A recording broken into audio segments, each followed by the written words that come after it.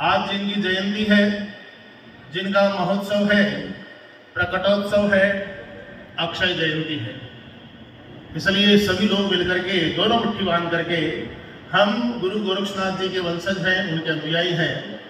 जयकार इतनी प्रचंड होनी चाहिए, इतनी प्रबल होनी चाहिए कि भगवान गुरु गोरक्षनाथ जी जो यहाँ इसी परिसर में विद्यमान है, हम सभी के ऊपर अपनी कृपा छाया बनाए और हमारे जीवन में चार चांद लगाए। बोलिए गुरु गोरक्षनाथ जी महाराज की, नवनाथ 84 सिद्धों की, परम श्रद्धेय श्री शिवनाथ जी महाराज और भारतवर्ष के कोने कोने से पधारे हुए सभी नाथ संप्रदाय के वंशजों, अनुयायियों, माताओं, बहनों, संत महंतों, देवियों और सज्जनों, आज बड़े हर्ष और प्रसन्नता की बात है कि हम गुरु गोरक्षनाथ जी महाराज का प्रकटोत्सव मनाने के लिए यहाँ सभी एकत्रित हुए हैं। और निश्चित रूप से यह धन्य धरा है, यह पावन धरा है और आज यह सिद्ध धरा भी है, क्योंकि भारतवर्ष के लगभग प्रत्येक प्रांत से, भारतवर्ष के कोने कोने से यहाँ पर कई सिद्ध मठों के पीर महंत यहाँ विराजमान हुए हैं और इस धरती पर उनका पदार्पण हुआ है और उनके चरण कमल, उनकी चल समारोह से यह निमच की धरती आज धन्य धन्य हुई है। मैं इस पूरे सकल नाथ योगी समाज के समस्त पदाधिकारियों का, समस्त संरक्षकों का, समस्त सहयोगियों का और समस्त जो भी इनके कार्य में जिन्होंने अपना योगदान दिया है, उन सभी का मैं बारंबार हृदय से अभिनंदन करता हूं कि इतना भव्याति भव्य और दिव्याति दिव्य कार्यक्रम यहाँ आयोजित हुआ है। हम सभी के लिए यह एक बड़ी अनुसरण करने वाली बात है कि हम सभी नाथ योगी वंशज हैं और गुरु गोरक्षनाथ जी की जो गायत्री मंत्र है, गुरु गोरक्षनाथ जी की गायत्री हम सभी को याद होनी चाहिए। गुरु गोरक्षनाथ जी की गायत्री हम में से संभवतः बहुत कम लोगों को याद होगी। आप में से गुरु गोरक्षनाथ जी की गायत्री किन किन को याद है? अपने हाथ खड़े करो जिनको गोरक्ष गायत्री याद है। देखिए ये हमारा हाल है, सारी तरफ चारों ओर सन्नाटा है। अरे हम नाथ योगी परंपरा के उस वंश के हम सभी अनुयायी हैं जिसमें महायोगी गुरु गोरक्षनाथ जी जो कि ब्रह्मांड गुरु है, विश्व गुरु नहीं, जगत गुरु नहीं, गुरु गोरक्षनाथ जी ब्रह्मांड गुरु हैं। उनके हम वंशजों की यह दशा है कि गुरु गोरक्षनाथ जी की गायत्री हमको याद नहीं है। अगर तुमको कहीं कुछ बात हो जाए, कहीं कुछ चर्चा हो जाए और तुमको ये बात बोलनी पड़े, ये बात सिद्ध करनी पड़े कि तुम नाथ पंथी हो, तुम नाथ संप्रदाय के अनुयायी हो, तो तुम्हारे पास में क्या प्रमाण है? इसलिए हम सभी को गुरु गोरक्षनाथ जी महाराज की जो गायत्री है, गायत्री में ही सारे इस ब्रह्मांड का और सारे नाथ संप्रदाय का रहस्य छुपा हुआ है। गुरु गोरक्षनाथ जी की गायत्री कौन सी?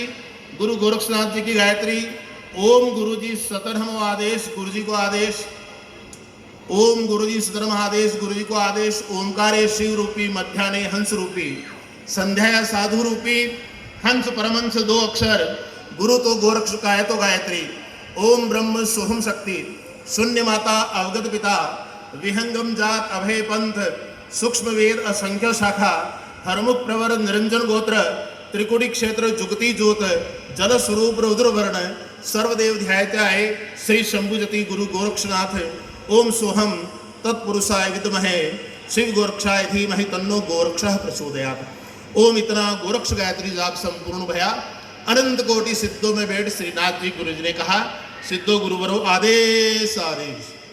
तो यह गुरु गोरक्षनाथ जी की गायत्री है। इसी में ही अपना परिचय, अपने नाथ परंपरा का परिचय है। इसमें सारी बात का प्रश्न और उत्तर के रूप में इस गायत्री को सृजित किया है। जैसे आपका रूप क्या है, आपका रंग क्या है, आपका वर्ण क्या है। ओंकारे शिव रूपी, मध्याने हंस रूपी, संध्याया साधु रूपी, हंस परमहंस दो अक्षर। अक्षर कौन से हैं? अपने हंस और परमहंस। हंस परमहंस दो अक्षर, गुरु तो गोरक्ष और काया तो गायत्री। हमारी काया जो है वो गायत्री, काय तो गायत्री। इसी प्रकार से जो नाथ संप्रदाय के समस्त प्रश्नोत्तर हैं, उनका सभी का जवाब इस गुरु गोरक्षनाथ जी महाराज की गायत्री में है। हम सभी का ये कर्तव्य है कि हमको गुरु गोरक्षनाथ जी महाराज की जो यह गायत्री है उसका हम सभी को याद होना परम आवश्यक है। और इसके साथ ही साथ में गोरक्षनाथ जी का जो यह पावन नाम है, इसके अनेक अर्थ हैं। गुरु गोरक्षनाथ जी के जो शुभ नाम है, गोरक्ष का सबसे पहला अर्थ है गाय का रक्षक, दूसरा अर्थ है पृथ्वी का रक्षक, गो यानी पृथ्वी, पृथ्वी का रक्षक, और गो यानी इंद्रिय, इंद्रिय के जो रक्षक है वो गुरु गोरक्षनाथ जी महाराज है, यानी इस पृथ्वी के रक्षक भी गुरु गोरक्षनाथ जी महाराज है। आज हम जो ये भाषा बोल रहे हैं, हमारी जो भाषा, आज हम सभी जिस भाषा में बात करते हैं, उसके सबसे पहले रचनाकार गुरु गोरखनाथ जी महाराज थे। भारतवर्ष का जो हिंदी साहित्य का इतिहास है और हिंदी साहित्य का जो इतिहास है, उसका जो आदिकाल है, कुछ लोग जो समझदार होंगे मेरी बात को समझ रहे होंगे, हिंदी साहित्य का आदिकाल जो 10वीं शताब्दी के आसपास का समय है, उसमें गुरु गोरक्षनाथ जी ने यह वाणियाँ रचित की थी। इसमें जो सबसे पहला ग्रंथ मिलता है गोरखवाणी, वो गुरु गोरखनाथ जी महाराज की सबसे पहली रचनाएं थी। और डॉक्टर कमल सिंह ने हरियाणा के एक रोहतक विश्वविद्यालय में पीएचडी की है, जिसमें इसी बात पर उन्होंने पीएचडी की है, हिंदी के प्रथम कवि गोरखनाथ, इस विषय के ऊपर उन्होंने पीएचडी की और उन्होंने सिद्ध किया है कि आज हम जो यह भाषा बोल रहे हैं, उसके प्रथम रचनाकार गुरु गोरक्षनाथ जी महाराज है। और डॉक्टर हजारी प्रसाद द्विवेदी ने नाथ संप्रदाय उदय और विस्तार नामक ग्रंथ के अंदर उन्होंने यह सिद्ध किया है, यह उन्होंने लिखा है कि हिंदी साहित्य के जो अंदर जो कथोपकथन शैली है, जो प्रश्नोत्तरी शैली है, उसके प्रथम जो रचनाकार है वो गुरु गोरक्षनाथ जी महाराज है। जो मसंदर गोरख बोध जो कथोपकथन शैली के अंदर, प्रश्नोत्तर शैली के अंदर जो प्रस्तुत हुआ है, जो सृजित हुआ है, वो गुरु गोरखनाथ जी महाराज की प्रथम रचना है। इसलिए डॉक्टर हजारी प्रसाद द्विवेदी ने, जिन्होंने नाथ संप्रदाय के अंदर बहुत अनुसंधान किया, उन्होंने यह इस बात को सिद्ध किया कि कथोपकथन, हिंदी साहित्य की जो कथोपकथन शैली है, उसके प्रथम सृजक और रचनाकार महायोगी गुरु गोरक्षनाथ जी महाराज है। महायोगी गुरु गोरक्षनाथ जी केवल हिंदी साहित्य को देनी नहीं है, महायोगी गुरु गोरक्षनाथ जी ने हिंदी में और संस्कृत में लगभग 200 ग्रंथों का निर्माण किया है, 200 ग्रंथों का उन्होंने सृजन किया है। इसलिए गुरु गोरक्षनाथ जी महाराज इस ब्रह्मांड में सर्वोपरि गुरु के रूप में विख्यात है। और परम आदरणीय श्री शिवनाथ जी महाराज ने भी बहुत सुंदर सुंदर बातें हमको, ज्ञानवर्धक बातें गोरखवाणी की बताई। वसती न शून्यम शून्यम न वसती, अगम अगोचर कैसा, गगन शिखर में बालक बोले, ताका नाम धरोगे कैसा। बहुत सुंदर। ऐसा नाम जपोरे भाई, सोहम सोहम ए जपा गाई, हबकी न बोलीबा ठबकी न चालीबा, धीरे धरीबा पावन, गर्व न करीबा सहजे रहीबा, भणथ गोरख रावम। और इसी प्रकार से हठ न करीबा पड़िया न रहीबा, यूं बोलिया गोरख देवम, हसीबा खेलीबा धरीबा ध्यानम, अहनिसी कथिबा ब्रह्म ज्ञानम। इसी प्रकार से महायोगी गुरु गोरक्षनाथ जी महाराज ने बहुत सुंदर उपदेश हमारे हिंदी भाषा के जो प्रथम ग्रंथ है गोरखवाणी, उसके अंदर हम सभी को दिए हैं। और आज के इस पावन दिन में एक बड़ी महत्वपूर्ण बात के बारे में आप सभी को निवेदन करना चाहता हूँ, वो है हमारे गृहस्थ और विरक्त के जो परंपराएं हैं, उनमें समानता के बारे में और उनमें एकता के बारे में। मैं जहाँ कहीं भी जाता हूँ, इस बात पर विशेष रूप से बोलता हूँ कि हमारे वास्तविकता यह है कि हमारी गृहस्थ परंपरा और विरक्त परंपरा में बहुत असमानताएं और बहुत दूरियां हैं। हमको जैन समुदाय से, सिख समुदाय से प्रेरणा लेनी चाहिए कि उनमें गृहस्थ और विरक्त दोनों ही मिलकर के आपस में पूरे धर्म का संचालन करते हैं और उसके विकास और प्रचार प्रसार में अपना योगदान वो देते हैं। गृहस्थ परंपरा के बारे में बहुत से लोग कई प्रकार की बातें करते हैं कि गृहस्थ परंपरा नवीन है, अर्वाचीन है, ज़्यादा प्राचीन नहीं है, लेकिन मूल रूप में गृहस्थ परंपरा ठीक उतनी ही प्राचीन है जितने भारतवर्ष में भगवान शिव प्राचीन है। अपने परम आदरणीय शिवनाथ जी महाराज ने करनाल के एक नाथ महासम्मेलन में कहा था कि जितने भगवान शिव प्राचीन है, उतना ही नाथ संप्रदाय प्राचीन है। तो इसी प्रकार से भारतवर्ष की यह जो गृहस्थनाथ परंपरा है, यह भी ठीक उतनी ही प्राचीन है। और अभी उमेश नाथ जी महाराज ने भी कहा था कि बिना गृहस्थ के तो हमारा जन्म भी कैसे हुआ। इसलिए गृहस्थ की महत्ता और गृहस्थ की जो प्रतिष्ठा है उनको, और विरक्त की परंपरा और विरक्त की जो मान्यता और सिद्धांत है, इन दोनों को मिलकर के आपस में काम करने की आवश्यकता है आज के समय में। क्योंकि हमको अपने सारे वाद विवादों को छोड़ करके आज असमानताओं को छोड़ करके, जो दूरियां हैं उनको छोड़ करके हम दोनों को, गृहस्थ को और विरक्त को, एक होने की आवश्यकता है। और इसके लिए मैं बड़े हृदय से अभिनंदन करना चाहता हूँ। मैंने भारतवर्ष में 3 ऐसे नाथ योगी देखे हैं। परम आदरणीय शिवनाथ जी महाराज, एक मेरे गुरुदेव नेपाल के महाराजाधिराज के गुरु श्री नरहरिनाथ जी महाराज, और इसके साथ ही साथ में शिवनाथ जी महाराज और विलासनाथ जी महाराज। ये विरक्त को और गृहस्थ को दोनों को साथ में लेकर के और योग का प्रचार कर रहे हैं और अपनी परंपरा को आगे बढ़ा रहे हैं। नवनाथों के अंदर जितने भी नाथ हैं उनमें से अधिकांशतः गृहस्थनाथ परंपरा से संबंध रखते हैं। जो मूल नवनाथ है, मूल नवनाथ में जो भगवान आदिनाथ शिव है, शिव स्वयं गृहस्थ है और उनकी धर्मपत्नी उदयनाथ पार्वती और पुत्र गणपति और कार्तिकेय। इसके साथ ही साथ में जो द्वितीय नाथ है उदयनाथ जी, जिनको भगवान शिव ने दीक्षित करके उदयनाथ नाम दिया माता पार्वती को, और माता पार्वती भी गृहस्थ परंपरा से है। सत्यनाथ ब्रह्मा, सावित्री और गायत्री इनका परिवार है। संतोषनाथ विष्णु, महालक्ष्मी जी इनकी पत्नी है। साथ ही साथ में गजगंधड़ी गणेश, रिद्धि सिद्धि और शुभ लाभ का इनका परिवार है। और साथ ही साथ में माया रूपी दादा मत्स्येंद्रनाथ, ये भी 12 साल तक कामरूप देश में जाकर के वहाँ रानी मेनाकिनी के साथ में इन्होंने गृहस्थ धर्म का पालन किया और गृहस्थ धर्म का पालन करने के पश्चात 2 पुत्रों को जन्म दिया। एक तो मीननाथ और दूसरा पारसनाथ। इसलिए हमारी यह गृहस्थ परंपरा अत्यंत प्राचीन है और इसके शास्त्रीय प्रमाण भी है। गोरक्ष सिद्धांत करके ग्रंथ है जो गोरखपुर से प्रकाशित है महंत जी द्वारा। उस ग्रंथ के अंदर एक श्लोक है। उस ग्रंथ में श्लोक है कि नाथात द्विप्रकारात् सृष्टि जातः, नाथात द्विप्रकारात् सृष्टि जातः, नाद रूपा च बिंदु रूपा च, नाद रूपा च शिष्य क्रमेणम, बिंदु रूपा च पुत्र क्रमेणम। अर्थात इस श्लोक का ये अर्थ है कि नाथ 2 प्रकार से इस सृष्टि को उत्पन्न करते हैं। नाथात द्विप्रकारात् सृष्टि जातः, नाथ 2 प्रकार से सृष्टि को उत्पन्न करते हैं। नाद रूपा च बिंदु रूपा च, नाद रूप से और बिंदु रूप से।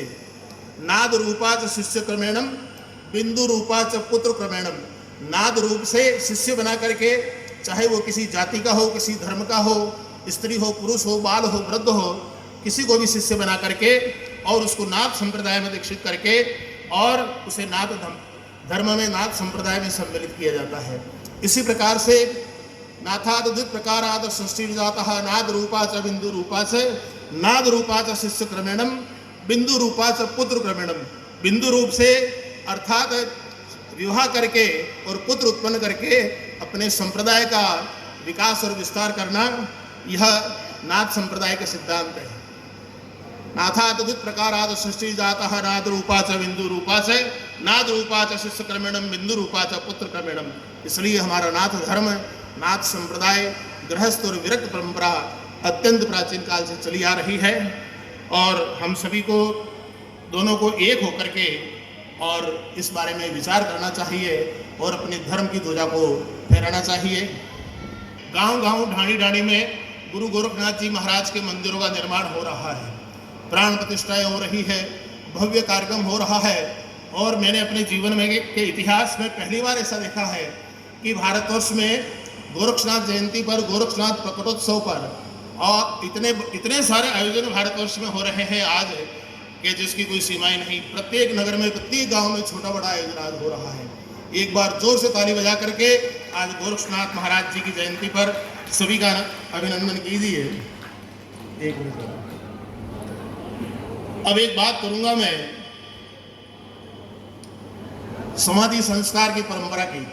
समाधि संस्कार की परंपरा जैसे भी राजनाथ जी महाराज ने अभी उमेशनाथ जी महाराज से मांग की थी, क्योंकि हमारे लिए यह भीषण समस्या है, इसलिए उमेशनाथ जी अभी नए नए राज्यसभा के लिए सांसद निर्वाचित हुए हैं। तो हम सभी को यह प्रयास करना चाहिए कि हमारी जो समाधि संस्कार की परंपरा है, ये परंपरा हमको स्थान मिले, जगह मिले और उसके ऊपर हम बाउंड्री वाल करा करके वहाँ नाथ योगी समाधि स्थल ये लिखवाएं। और कई जगह को हमको देखने को मिल रहा है, विशेष करके हरियाणा में और अन्य विभिन्न प्रांतों में आजकल लोग जलाने लग गए हैं। ये अत्यंत चिंता और दुखद विषय है। हम सभी को पुनः अपनी प्राचीन समाधि परंपरा को जो हजारों साल से चली आ रही है, इसको हमको थोड़ा सा ध्यान देना चाहिए और हम सभी को इसके लिए विशेष रूप से एकत्रित होकर के और इसके लिए आंदोलन करके और कुछ न कुछ इसके लिए प्रयास करना चाहिए। अंतिम बात कह के मैं अपनी वाणी को विराम दूंगा। एक शब्द चल पड़ा है, गोरख धंधा। गोरख धंधा, गोरख गोरख जो कोई ध्यावे ब्रह्म रूप के दर्शन पावे। हम उन गुरु गोरक्षनाथ जी महाराज के अनुयायी हैं जिनके गोरख गोरख नाम रटने से, जपने से हमको ब्रह्म के रूप के दर्शन हो जाते हैं। गुरु गोरक्षनाथ जी में ही ब्रह्म दिखाई देते हैं। और हमने गुरु गोरखनाथ जी के शब्द को कितना अपमानित होते हुए, कितना इसको अपमानित होते हुए हम लोग सुनते हैं, देखते हैं, पढ़ते हैं, तो हमको बहुत भयंकर पीड़ा होती है। मैं आदरणीय शिवनाथ जी महाराज से कल भी मिला था, तो इस बारे में भी चर्चा हुई थी कि सबसे पहला आदेश इसके लिए, गोरख धंधा शब्द के लिए आदित्यनाथ जी महाराज के उत्तर प्रदेश से इसका आदेश जारी हो कि गोरख धंधा शब्द बंद हो, जिससे हमारे जो धर्म की परंपरा है वो विराजमान रहे, प्रतिष्ठापित रहे और हमारी पताका फहराती रहे। क्योंकि गुरु गोरखनाथ ने नर से नारायण बनने का, मनुष्य से देवत्व का और जीव से शिव बनने का, जीव से ब्रह्म बनने का और जीव से मोक्ष प्राप्ति की अनेकानेक विधियां बताई और इतनी सारी विधियां बताई है इन्होंने, जिसके कारण से लोगों को समझने में समस्या आ गई। इसके कारण से लोगों में ऐसा लगा कि गुरु गोरक्षनाथ जी महाराज ने कौन सा धंधा ये कर दिया कि हमको समझ ही नहीं आ रहा है। मोक्ष प्राप्ति की इतनी सारी विधियां आविष्कृत कर दी है, रजनीश ने लिखा है, गोरक्षनाथ जी ने इतनी विधियां आविष्कृत कर दी कि लोगों को गोरख धंधा शब्द जो है लगने लग गया। लेकिन बाद में आजकल इस नाम का बहुत दुरुपयोग होकर के और हमको बड़ा ही अपमानित होना पड़ता है जब कोई शराब का जखीरा पकड़ा जाता है और अखबार में लिखा जाता है कि वो फलाना शराब का काम करते हुए, गोरख धंधा करते हुए पकड़ा गया। तो हम सभी को इसका पुरजोर विरोध करना चाहिए। आप और हम सभी लोग मिलकर के एक विराट रूप में, एक विशाल रूप में आंदोलन करें और इस गोरख धंधा शब्द को बंद कराने के लिए जो भी आपसे, हमसे हो सके वो हम प्रयास करें। आदरणीय शिवनाथ जी महाराज से मैं पुनः इस मंच के माध्यम से आग्रह करूंगा कि आप इस गोरख धंधा शब्द को बंद कराने के लिए श्रीमान आदित्यनाथ जी से निवेदन करें, जिससे यह शब्द बंद हो और हमारी मान प्रतिष्ठा को ठेस न पहुँचे, हमारी भावना को ठेस न पहुँचे। आप सभी का बहुत बहुत अभिनंदन, बहुत बहुत आभार।